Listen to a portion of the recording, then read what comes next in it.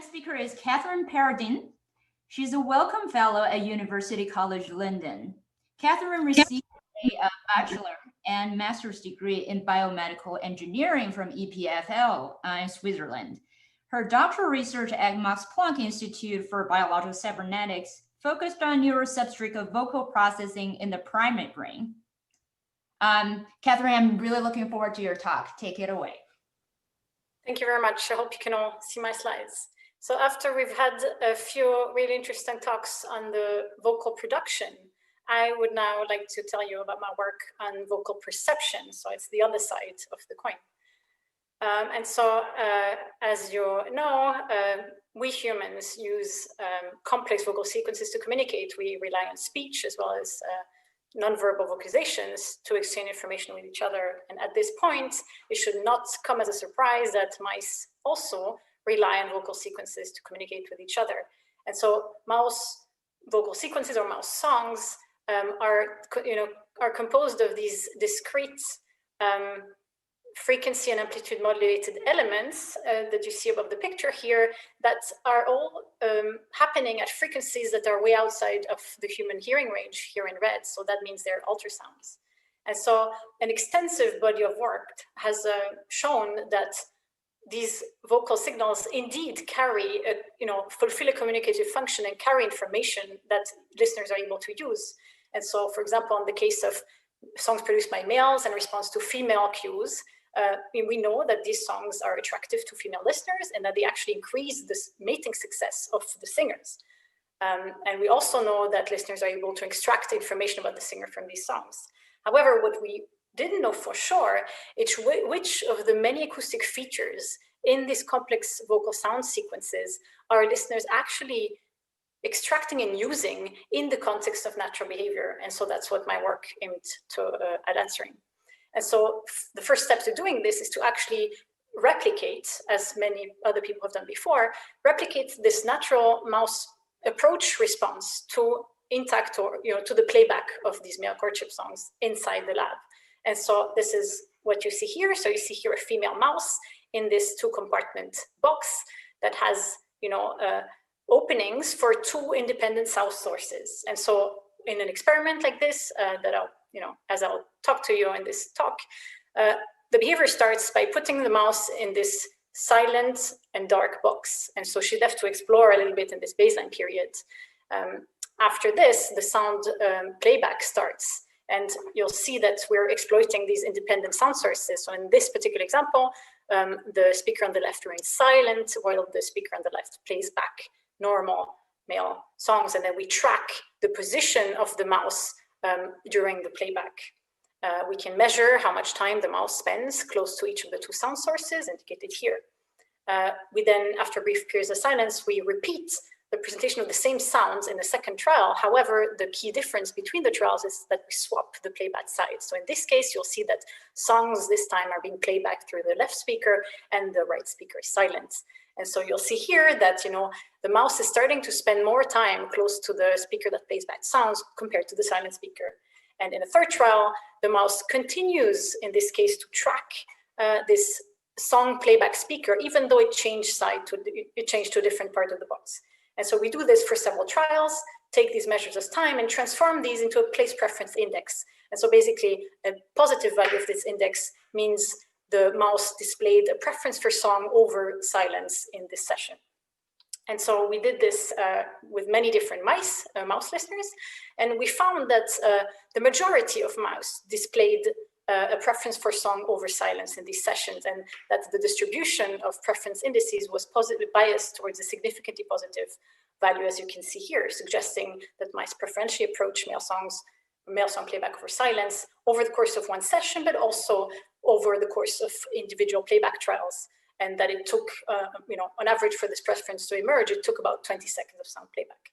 And so from here, we can now extend this paradigm to ask specific questions about the behavior relevance of specific acoustic features for mouse vocal perception. And so what we did here is we kept the same behavior and one side playing back intact male songs, but this time we played back a competing set of acoustically manipulated male songs. And so basically this experiment can have 2 main possible outcomes. So the first possible outcome is that female mice continue to approach the male songs. Having the playback, the manipulated songs doesn't change their behavior. And this would be evidenced by preference indices that, remain different from zero positive. And so such a difference in how the mice approach intact and manipulated songs would be interpreted as the female behavior being sensitive to changes along the tested acoustic dimension. Alternatively, we could have a different scenario where mice equally approach both of the sound types, and that would lead to preference indices centered around zero. And so observing no difference in the approach to intact and manipulated songs would be interpreted as mice showing a behavioral invariance to changes along the tested acoustic dimension. And so the first question we asked was, does the global structure of the song play a role in the female's behavior? And so one of the ways we addressed this was to look at sequential organization of syllables in the song. And so what we did here is we manipulated the order of the syllables in the song. And the way we did this was simply to take intact songs and then randomize the order of the syllable in the sequence. And so I'll play some snippets of these examples, of course, brought into your hearing range. So here's the intact song. Hope you could hear this. Obviously, they're lowered in frequency. And this is another portion of the song that obviously you have different syllables happening. And so when we when we ran this test on a bunch of different mice, we found that, as you can see here, there was no consistent preference for either the intact song or this randomized song, and that the distribution of preference indices were centered around zero. We also found no difference in the behavior over trial. And this suggests that, the order of syllables in the songs is not something that is really important for females' approach behavior, at least in this context. The next thing we tried was to manipulate the local structure of individual syllables. And we did this in a couple of different ways, one of which was to just remove the complexity of individual syllables. And so the way we did this was to replace each of the syllables in the song by beeps of equal duration. And so the beeps, the pitch or the frequency of the beeps was chosen to be at the most likely frequency found in these songs. And so you can think of it as a sort of Morse version of these songs. Here's an example again of the intact song and these pure tone sequences. And so when we played this to the mice, again, we found that while there was some variability in how individual animals behaved, again, these preference indices were still mainly centered around zero, suggesting again that, removing syllable frequency modulation is not something that strongly impacted how the mice responded to these songs. And I'm happy to talk more about why this is surprising. And so a third axis we manipulated the songs on was to the temporal structure across the songs. And so as you might have noticed, if you have a clever eye or primed by the earlier talks, and if you saw in the examples I showed you before, when we measure the time difference between the onsets of successive syllables, these values are not uniformly distributed across the songs we recorded or the songs in our sets. Instead, these intervals are actually centered quite tightly around a dominant intersyllable interval. And so this actually means that the syllables in the song happen at quite regular intervals. So it's suggesting that they're actually, the songs are quite temporally regular or have a rhythmic structure. And so we decided here to disrupt this temporal regularity in the songs. And so the way we did this was to adjust only the silent breaks between the syllables in order to make this peak, to attenuate this peak, or hopefully make it disappear. So we stretched or narrowed only the silent breaks in the song to create something that resembles more uniform distribution. And the result of this was a song that was temporally irregular, maybe as if a stuttering mouse has produced a song. And here's an example of this. So the intact song again, and that stuttering song. And so then we played these two sound types to the mice. And what we found this time is that the vast majority of mice, significantly actually preferred the song over the intact regular song over the temporally irregular song. And as a result, the distribution of preference indices was biased towards positive values. And what was interesting is when we zoomed into individual trials, it seemed to take about 1.5 minutes of these sound playbacks for the mice to actually show a difference in this effect at the level of the population. So it seems that song temporal regularity is something that matters for this behavior, and that females notice disruptions to this song temporal regularity. And so, to summarize, we find that of a few features we tested, song temporal regularity is an important acoustic cue for mouse vocal perception, and mice found regularity quite attractive. And so this is interesting because there's been a number of people who've suggested that these mouse courtship songs might have a function that would help listeners assess this fitness of singers. And we're in the context of mate choice, so it would make sense that females are selectively paying attention to something that would tell them about how good that male could be as a mate. And so regularity might be connected to fitness, because you can imagine that a fit male would be able to sustain longer bouts of vocal production and maybe better maintain regular breathing cycles that would then be reflected in the vocal production. And so another interesting hypothesis that my current and future work is going to test is, whether regularity in these songs actually improves both the perceptual detection of songs in noisy environments, but also, the signal to noise ratio or reliability of neuronal coding in the auditory system.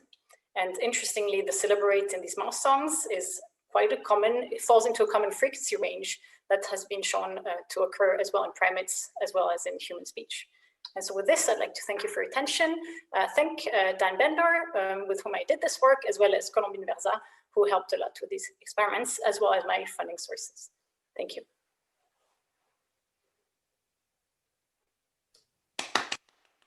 Thank you very much for the talk. It's very nice. That's why it's explain why musicians get more girls and better ones.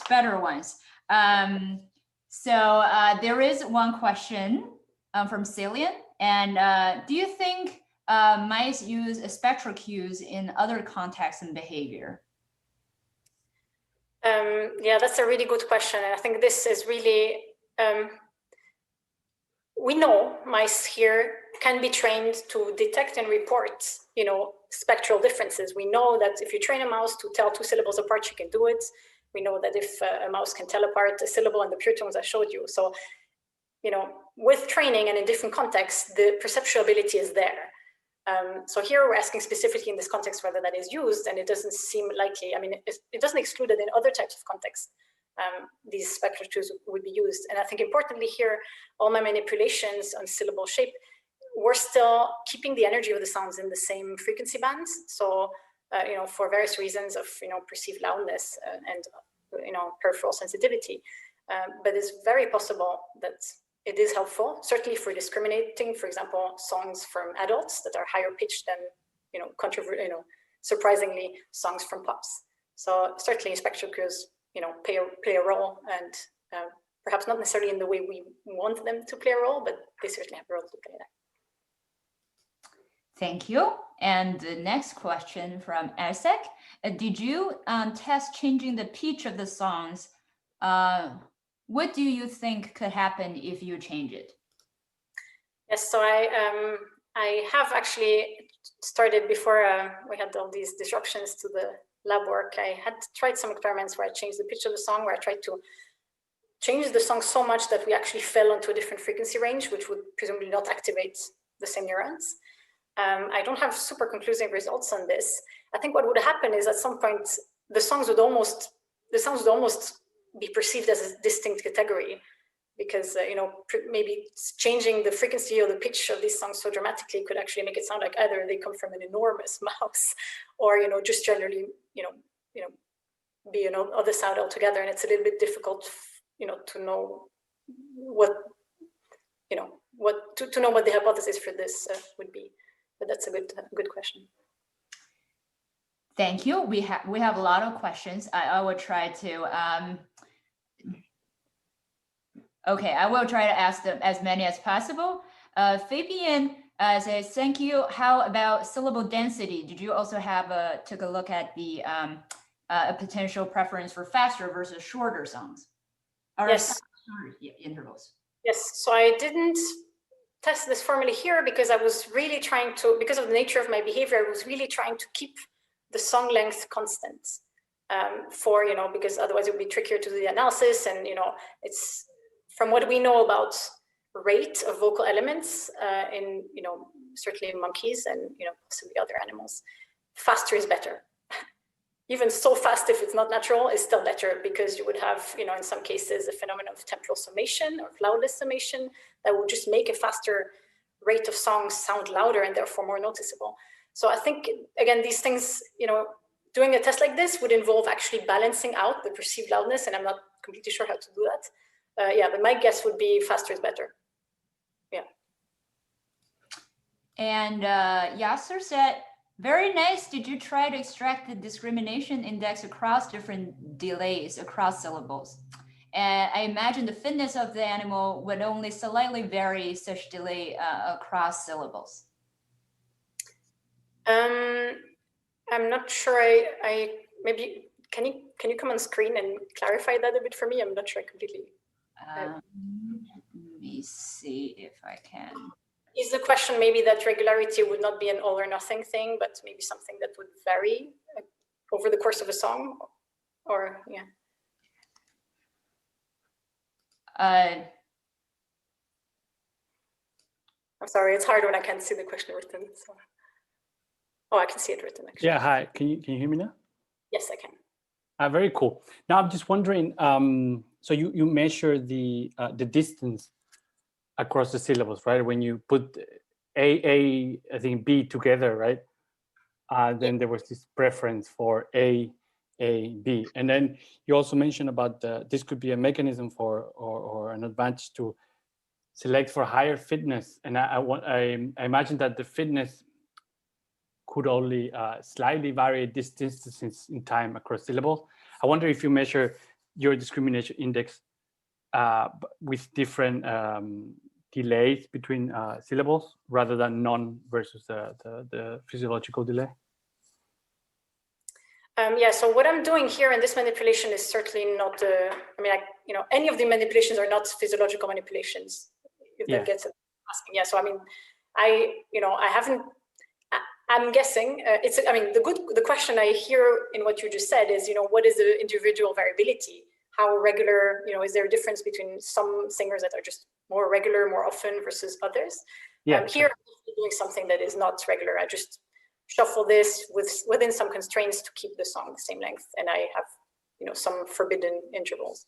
True. So it would be actually interesting to see, if this is what we naturally find. Do we have then subsets of very regular, less regular males, and to what extent would females discriminate between this? I think that might be very subtle differences that might not be picked up by that kind of natural behaviorist assay, which relies on the goodwill of the females. But it's certainly an interesting question that could be answered with neuronal recordings, and I'll certainly try to do that going forward. Thank you very much. I think we're gonna get booted out of the room very quickly, and so I just wanted